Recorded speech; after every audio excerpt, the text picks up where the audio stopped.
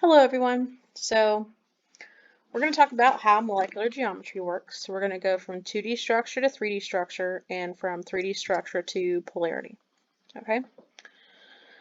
Now we're going to be using this molecular geometry chart. I want you to notice that if you were going to Google molecular geometry or look at different molecular geometry videos, some of the bond angles might be different. Like some of them say for bent it's like 104.5 or 104.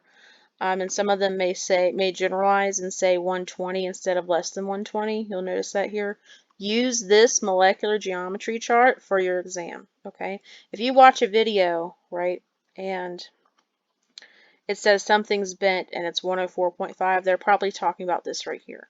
So as long as you have 4 things attached with 2 lone pairs, you'll get to the same answer, okay?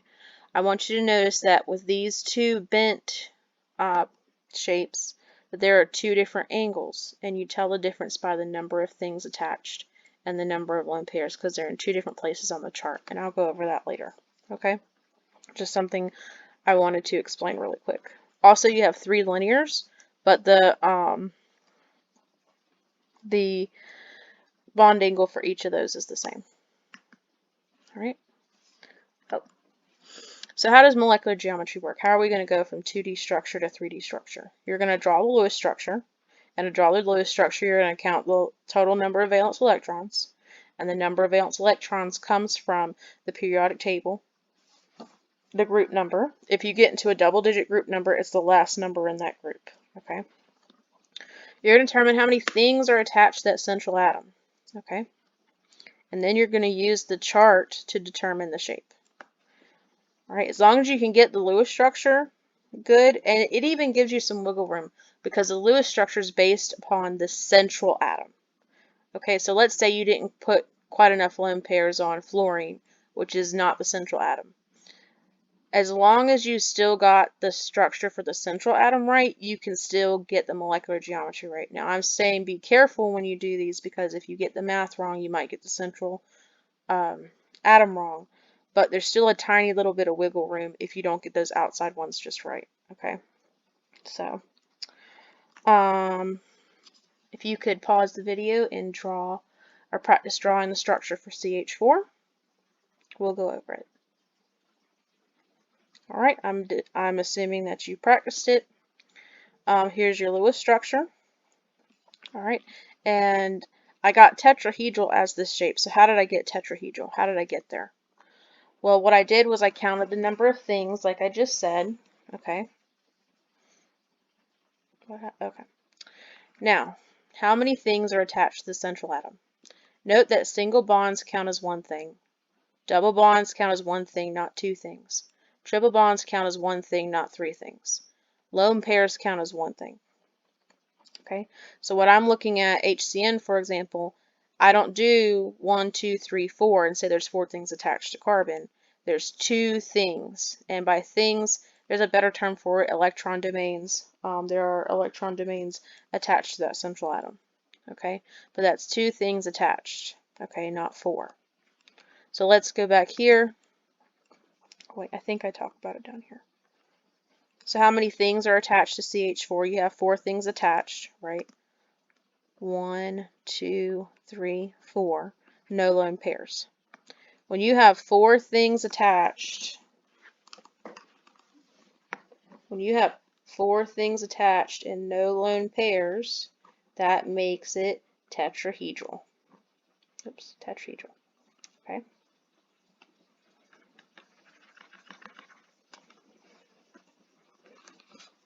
So you just drew the Lewis structure and determined the shape, right? As long as you get the Lewis structure right for that central atom, you're good to go, because at that point you just have to make sure that you count the correct number of things with the correct number of lone pairs. Now, when we're talking about how lone pairs and things or electron domains count, I want you to notice something. If I have 3 things attached, right, and let's say I have 1 lone pair, that 1 is included with the 3. So it's not 3 plus 1 is 4 things attached. It's 3 things attached, and one of those 3 things is a lone pair. So that would be bent, okay, with an angle of less than 120 degrees. Okay, so if I said we have 4 things with 1 lone pair,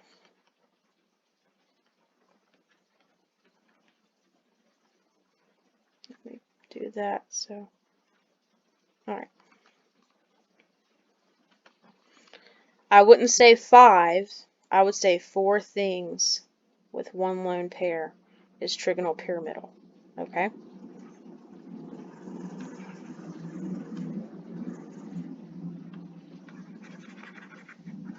So, that's how the chart works. Okay? So, like I said, there's multiple ways to get to the same shape.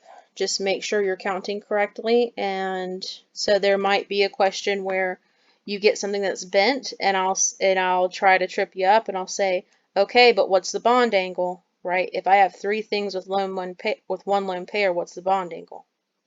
The bond angle is less than 120. It's not 120, and it's not 109.5. It's less than 120. Okay. All right. So pause the video again, draw the Lewis structures to determine the shape of each of the following. All right, I'm assuming you've tried it now.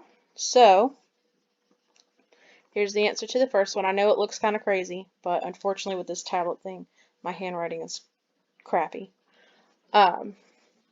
This is how you get to your total. This was the total valence electrons. Okay. And once I bonded them all to these fluorines, right, I had used 12. And I want you to note that in groups 15 through 18, so I was, in lecture, I was kind of listing just random elements, but then I looked up that there's actually like a better trend. So in groups 15 through 18, except for nitrogen, I mean, there's probably an exception or two to nitrogen, but I'm probably not going to give you that. But those groups 15 through 18, so these groups here, 15 through 18, can hold more than 8, except for helium. Helium's too small. But helium doesn't normally go in the center anyways.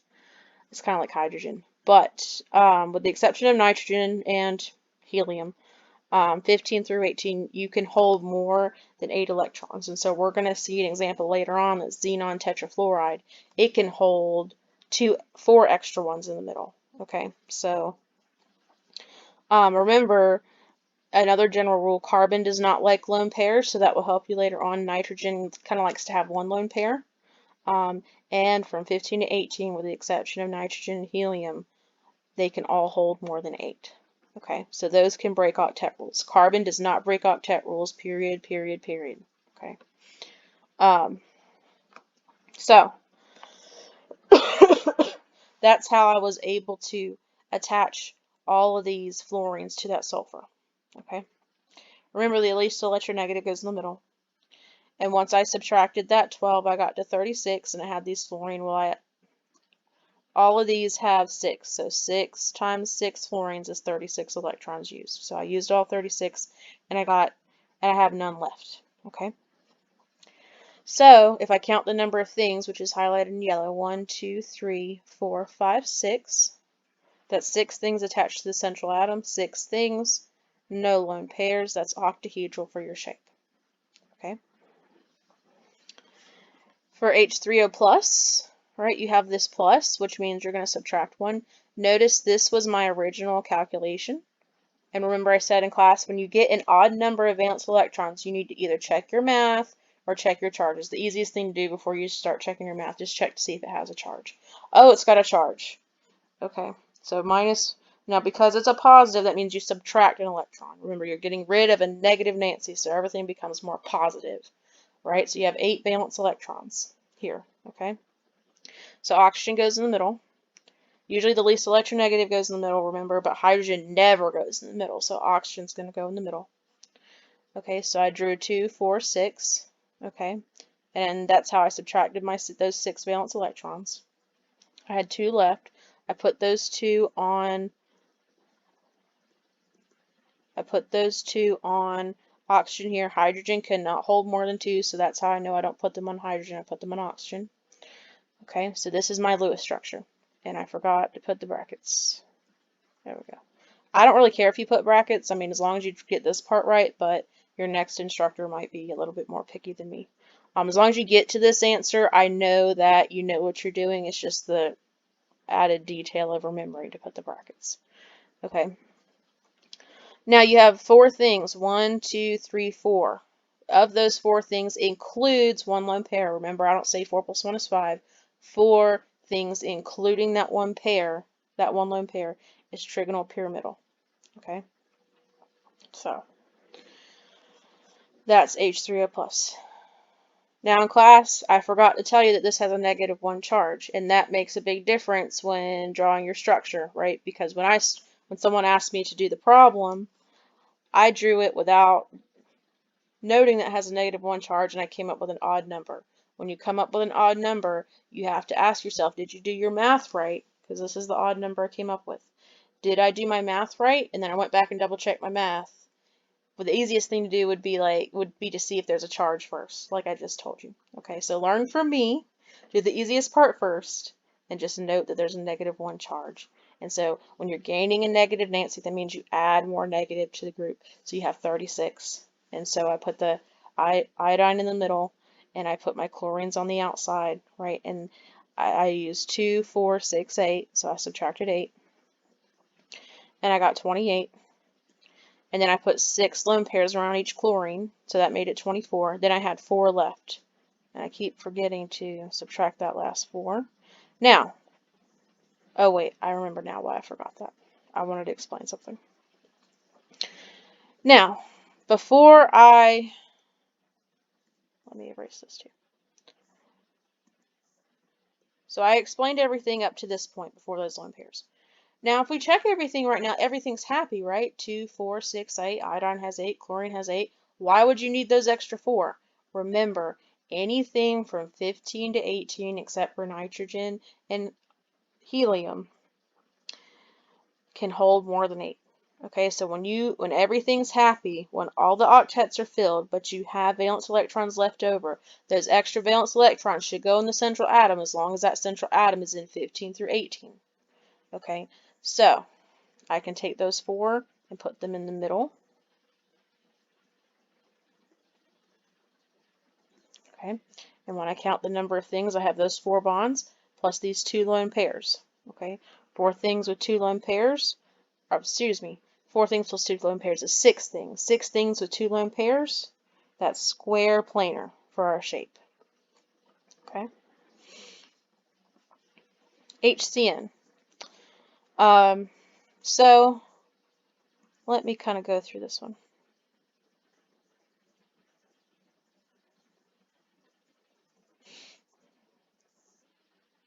All right, so I figured out how many electrons I needed, right? And I put carbon in the middle, and I drew my bonds. So that used 4, I have 6 left. So I like to, this is just me, this is how I understand it the best. I don't like to put in bonds first, I like to put in lone pairs first.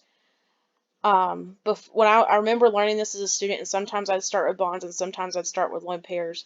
To me, it just makes sense to start with one method, check your octet rules, and if it doesn't, if the putting in the bonds doesn't work, then put it to lone pairs, or start with lone pairs and then put it into bonds. Like pick which one you want to start with and just do that consistently through each problem.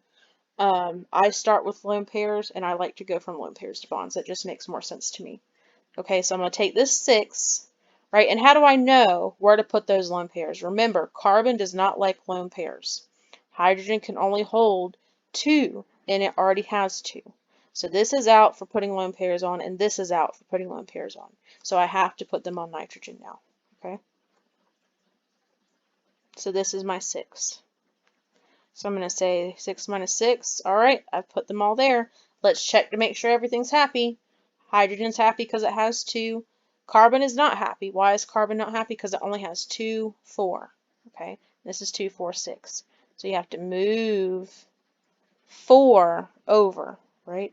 Because it only has 4, it needs 4 more. Okay, so this dark bond, right, is that first bond that you had.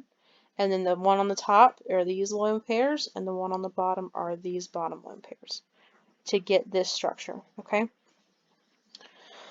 It's my suggestion that you kind of go through and make a list of all the little rules. Like, you take these rules in the corner and just kind of just make a list, like on your periodic table or something. The fact that carbon doesn't like lone pairs, hydrogen can only hold 2. Take these notes. When you get an odd number, change the number of valence electrons. Note that groups 15 through 18 can hold more than 8. So take all these little notes in the bottom corner and just make them into a list. That way when you're doing your Lewis structures, you have those rules out. That way when you get stuck or get confused, go through that list to kind of help you figure out what to do next. Okay? So when I count the number of things, I'm not going to do 1, 2, 3, 4. I'm going to do 1 and 2. Remember, triple bonds count as one thing. Okay, so you have 2 things, no lone pairs, that is linear. All right. Now, I'm not going to go through all these. If you do have questions about a specific one, shoot me an email or come to my office. Now, I did highlight A and E because I want you to note that everything's dependent on the central atom, right? So what do you do when you have 2 atoms that could be the central atom, right? Hydrogen's never the central atom, so don't even, when it comes to E, don't even consider hydrogen, okay? So it would be between the 2 P's. When you have an even number, right, it's hard to figure out which one is the central atom. Because you don't really have anything in the middle with an even number. These carbons have the same exact things attached on each side. These phosphorus have the same exact things attached, 2 hydrogens, 1 lone pair. So it doesn't matter which one you use because they're both of their structures are the same. Okay? So just note, you can use the carbon to the left or to the right. You can use the phosphorus to the left or to the right. It doesn't matter. Okay? And so that is just some practice for you. The lone pair, the structure's already drawn for you, so that way if you're having a little bit of problems with the structures, notice that for B, they don't, for some reason, the people who made this, they didn't draw in these lone pairs, so I'm going to draw them in now. But,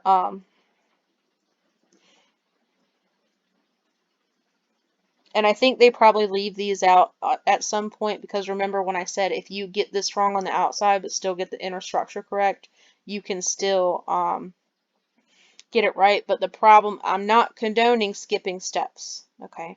Because what happens when you leave these out and you don't do your math quite right and it's one of the ones like,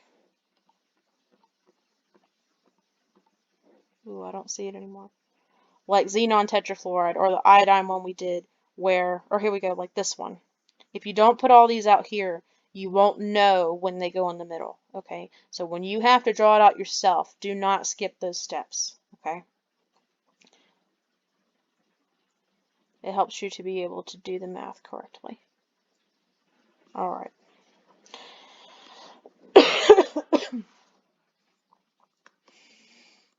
So I'll just walk through the first one with you. Carbon has 2 things attached, 1 lone pair, 1 triple bond. It's not 1, 2, 3, 4. It's 1 and 2. Okay, that's a very common mistake. That's why I'm saying it over and over again. You have 2 things attached with no lone pairs that makes it linear. Okay. So you take the time to go through these again. If you have questions, shoot me an email or stop by my office. Now we're going to go into polarity. You can determine polarity from the shape. So we're going from Lewis structures that talk about 2D shapes to 3D shapes, right? We're using Lewis structures to determine the molecular geometry. Once we determine the molecular geometry, we're going to use the molecular geometry to determine the polarity. Polarity is just distribution of electrical charge. And so when we think about water, for example, water does not have a net charge on it as a whole molecule, but it is polar because you have uneven distribution. Polar means you have an uneven distribution. Nonpolar means you don't have an uneven distribution of electrical charge. So remember when we talked about electronegativity, when we talked about periodic trends last semester, whatever's closest to fluorine, fluorine is the most electronegative, right? It's going to hog all the electrons towards it that it can. And oxygen, which is next to fluorine, is also very electronegative. And so when we look at a water molecule, which is one oxygen and two hydrogens, right? Hydrogen is on the periodic table is kind of further away from fluorine, and oxygen's closer. So oxygen's going to have more of a pull towards it than hydrogen for those electrons. So all the negative Nancy's and the oxygen are kind of make their own toxic little negative clique. And then hydrogen's like the little guy on the playground, kind of keeping to himself with positive vibes. Okay. And so when we look at a water molecule, I've drawn it here, oxygen has that negative toxic vibe is partial negative, right? Because the whole molecule itself does not have a net charge, but it's partial negative, and that's what that almost 8 symbol is. And then hydrogens are partially positive, and that makes water polar. Okay. And polarity is important. One of the biggest examples is water. You can look at the shape of water in these videos. You might want to watch these videos so you can get extra credit on the test. Wink, wink, nudge, nudge. I might be asking you a question about something along the lines of what would happen if water was nonpolar, and you're going to be expected to explain that. So that's what those videos are for your knowledge and extra credit and for knowing why polarity is important. Okay. So how are we going to use that 3D shape that we figured out from the Lewis structure to tell if a molecule is polar or nonpolar? You can do it 2 different ways. Okay, so I'm going to explain the first way, which isn't listed here. Some students like it, a lot of students don't. I noticed when I tutored, when I learned this particular method, it was confusing to me. Something is considered nonpolar when it has symmetry, right? And that may sound easy to understand, right? So it depends on how you split the molecule, though. So if I were to, this one's pretty obvious, right? If I split this one this way or this way, it looks the same all the way around, which is really, that's the way you should do it. But it gets a little confusing when you have like lone pairs and things. And so if I were to do that here, right, you have carbon and hydrogen, they're all the same, right? Now if I were to split this molecule this way, it wouldn't look symmetrical, right? Because you have hydrogens here and lone pairs here. What confused me as a student is if I split it this way, oops, that's definitely not what I meant to do. If I split it this way, right, you have a lone pair on each side, you have hydrogen, and it's not symmetrical, but it can get confusing. And so I just personally don't like the symmetry method, but if the symmetry method makes more sense to you, then go for it. And it makes more sense on some molecules than it does on others. Okay, it works if you know how to use it.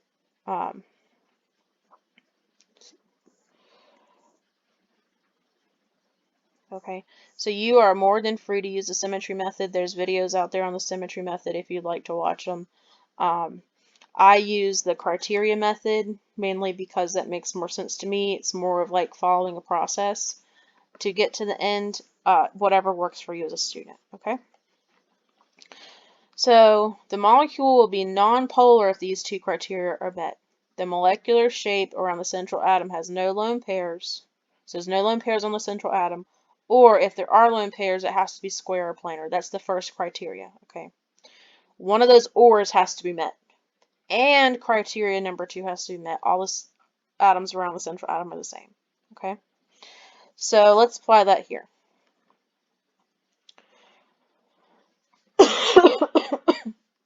Excuse me.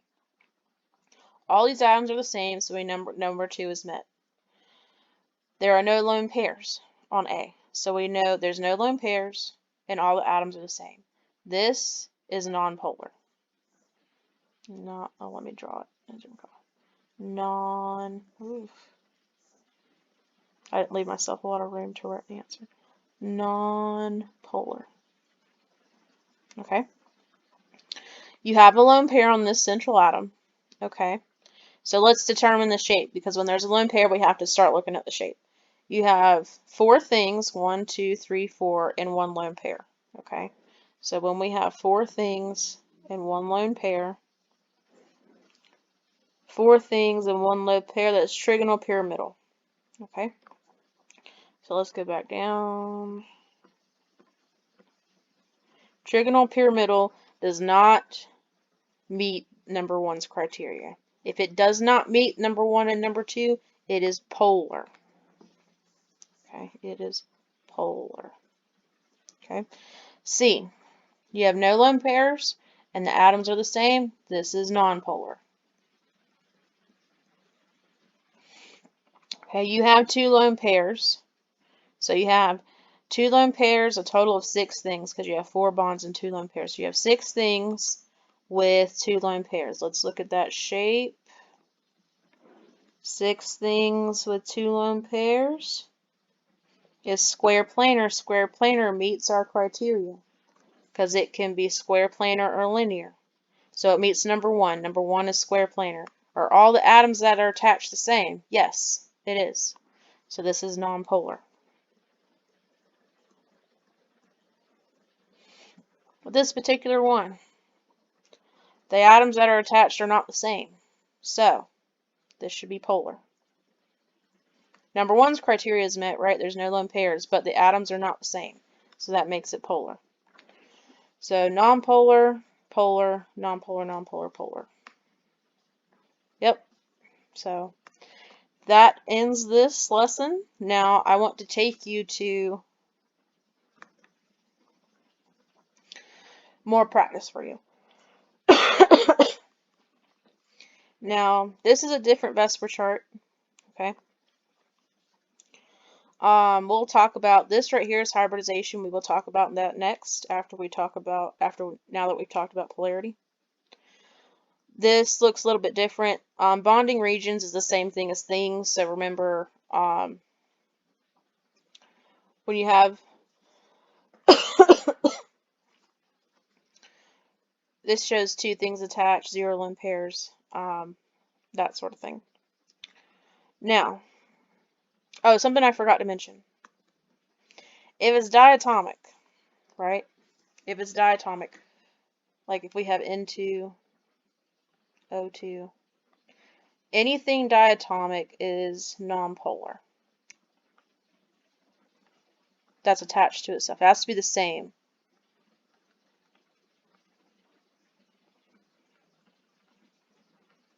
Okay, so that's nonpolar. Okay, so let's go back to that practice page. So if I were to click on one, right? Here you have 6 things attached, no lone pairs, octahedral. You can automatically see that all the things attached are not the same because you have a chlorine, and that makes it polar, right? It doesn't meet number 2's criteria. Number 1's criteria is met because there are no lone pairs, but everything attached is not the same, so it's polar. This gives you a different explanation. Okay, it talks about the symmetry. However you want to do it. If you want to do the symmetrical method, when you slice it across here, it's not the same because you have that chlorine. So the number 2's criteria is pretty much the same as symmetry. I just like asking myself, is everything the same? To me, that's easier than drawing a line and trying to solve another question. But whatever works for you. So this practice gives you a different explanation, but it still gives you the right answer at the end. Okay, so that's just a resource for you to practice some more. The next thing we're going to talk about is how to determine hybridization and what hybridization is. And we will go over that probably Tuesday.